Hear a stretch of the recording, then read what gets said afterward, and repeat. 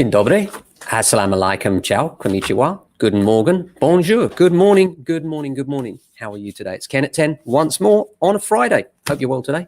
Thank you for joining us. If you're new here for the first time, well, thank you very much for coming. We're James Alexander Estate Agents. We sell, let and manage property in the southwest London area, and we talk about property all day, every day really, but we go live at 10 o'clock every day just to have a chat with you about what's going on, what the day's like, what it's looking like here in southwest London, and what's going on at the coalface here in the estate agency industry when it comes to buying and selling homes. It's becoming a bit of a favorite topic, always, wondering what goes on in the property industry. It goes up in interest when the market is exceptionally busy as it is right now. Everyone wants to know, what the market's doing, what's going to happen next, how they can capitalize on it in the best way possible. So let's get into it. So today, got a few things going on. Of course, we've got the new housing minister. I touched on it briefly yesterday, but it seems to me when you read into the detail, we've now got Michael Gove, who's a bit of a Marmite character, isn't he? Love him or hate him kind of thing. And I think it'll be interesting to see what he comes up with, because I think there'll be something controversial in there.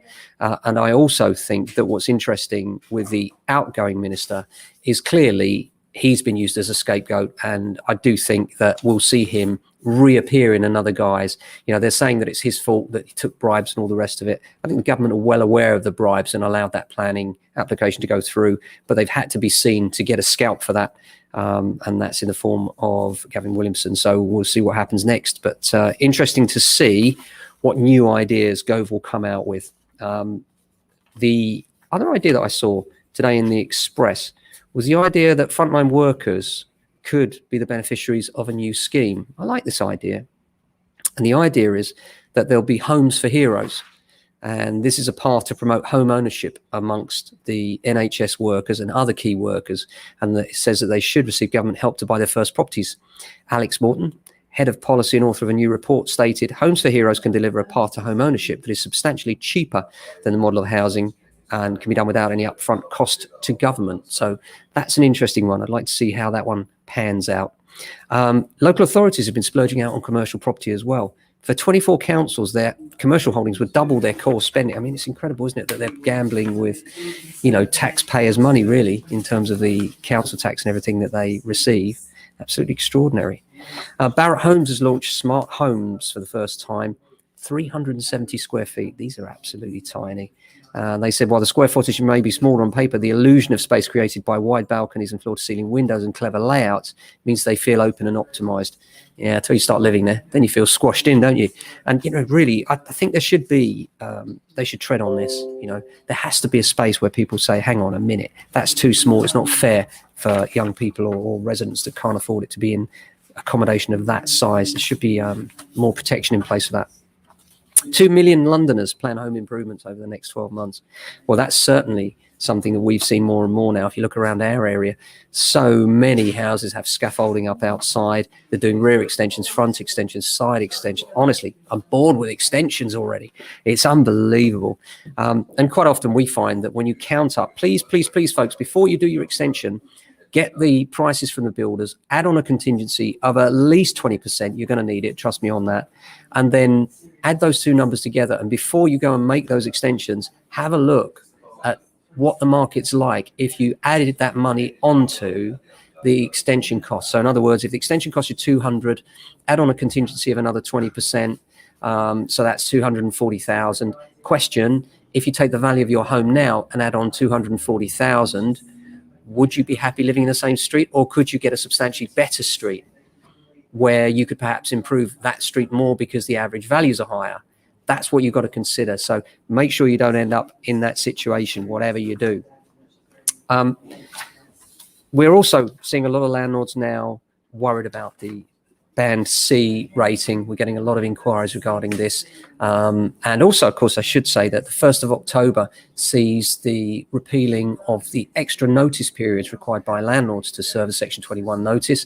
So that goes back down to 2 months from the rent due date, where it's been 4 months previously. The government reserved the right to put it back up in the event that the pandemic, we have another round of the pandemic over the winter. But the way things look at the moment, 1st of October goes back to normal. Many landlords that have been struggling to collect rent from tenants will be looking and waiting for that day to serve the notice for 2 months rather than the 4-month notice, which is currently required. So some good news there for landlords. Rare we can say that, isn't it? Of course, the other good news for landlords is, I should say, that the demand for rental properties has gone through the roof. It really has recently. So you can have your pick of tenants out there at the moment in our area if you are a landlord with a property available, because there is just so little supply. We're finding that rents are being pressed and there's a lot of people out there looking, little supply available, and partly with a rising market, what we've seen is many landlords taking advantage of that and deciding to sell up, especially with the government coming up with various ways of penalising the average landlord. And then on top of that, Sir Keir Starmer saying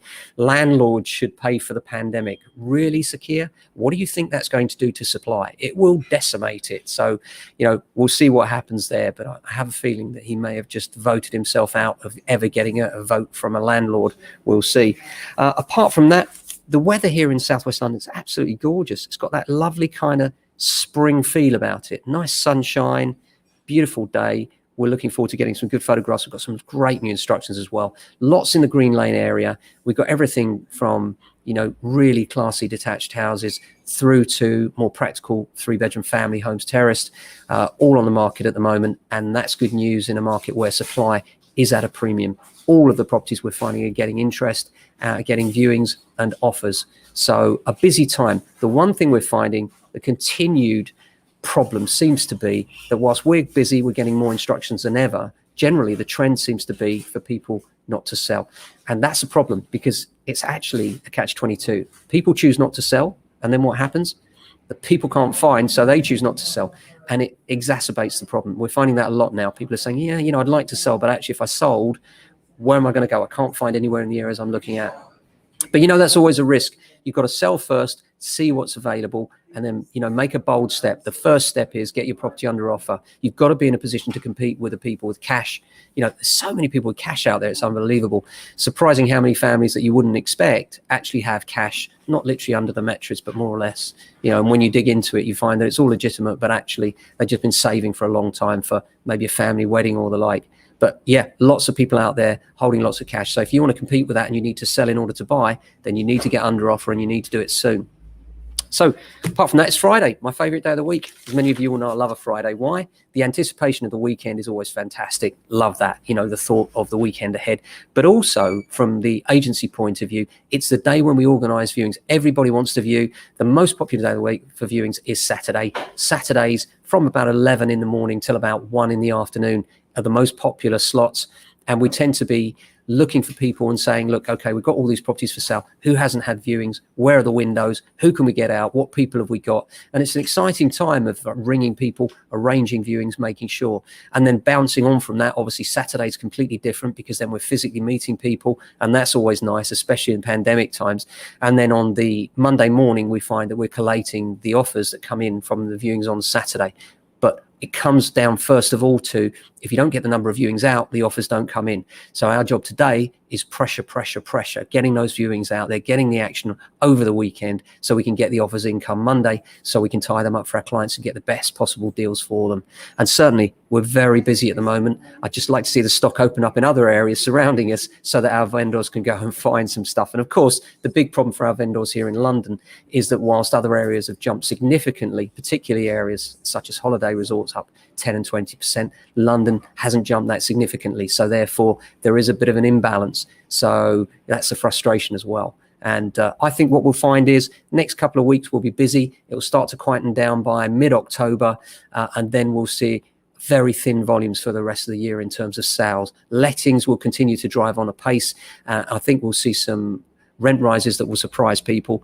And from there, we'll see what happens with the pandemic. But I'm hoping with this new booster program, and we're talking now about being released, those of us that are double jabbed, on a new system where we don't have to take these PCR tests, pesky things when we go away, really releasing people to travel more freely. And that will, again, be a great boost for the economy and for trade and business. So let's hope it works out. Thanks very much for watching. We'll be back next week on Monday with another Ken at 10. Until then, have a fantastic weekend. Look after your family and friends, and we'll speak soon. Ciao.